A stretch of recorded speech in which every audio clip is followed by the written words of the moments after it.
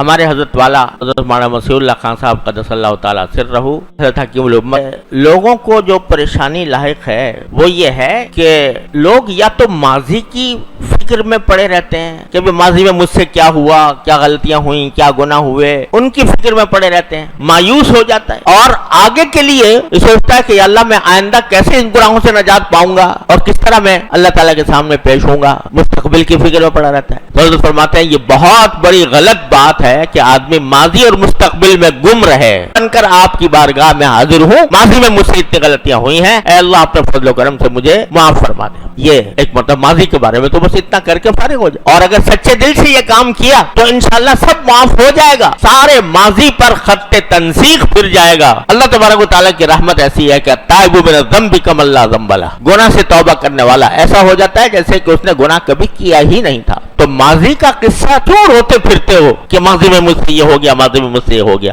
ارے آؤ، آ کر اللہ تبارک و تعالیٰ کی بارگاہ میں خشوع کے ساتھ، خضوع کے ساتھ، عجزی کے ساتھ، تضرع کے ساتھ اللہ تعالیٰ سے معافی مانگ لو، تو ختم ہو جائے گا، سب ماضی کا دفتر بند ہو جائے گا، اور حال کو درست کر لو۔ یعنی اس وقت جو وقت گزر رہا ہے، اس وقت مجھ سے شریعت کا، سنت کا کیا مطالبہ ہے وہ درست کر لوں، جو مجھ پر فرائض ہیں وہ ادا کروں، جو محرمات ہیں، ناجائز کام ہیں، ان سے حال میں رک جاؤں، ماضی کو چھوڑ دو، جو کچھ ہو گیا ہو گیا، توبہ کر کے فارغ ہو جاؤ، پھر یاد بھی نہ کرو اس کو۔ حضرت تھانوی رحمۃ اللہ علیہ فرماتے ہیں کہ یہ بہت غلط بات ہے کہ آدمی کسی گناہ سے توبہ کرے اور توبہ کرنے کے بعد پھر یاد کرتا رہے کہ ہائے مجھ سے یہ ہو گیا تھا، ہائے مجھ سے یہ ہو گیا تھا۔ ارے کیوں؟ جب اپنے معاملہ تم نے اللہ تعالیٰ کے حضور حاضر ہو کر توبہ کر کے استغفار کر کے صاف کر لیا، اب فضول کیوں ماضی کی طرف جاتے ہو؟ کیوں یاد کرتے ہو کہ مجھ سے فلاں وقت کیا گناہ ہوا تھا؟ مت یاد کرو۔ ہاں، جس کام کی تلافی ذمہ ہے تمہارے، وہ حال میں پوری کر لو۔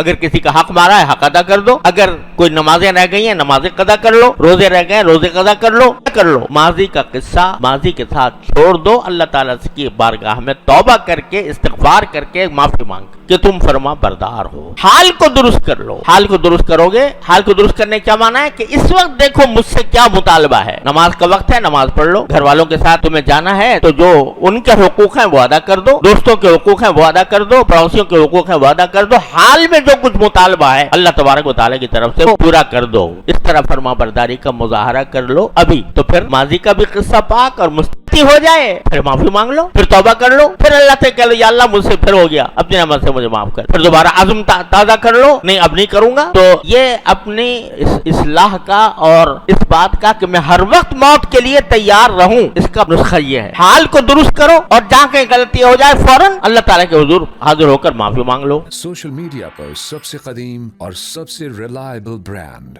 درسقرآن.com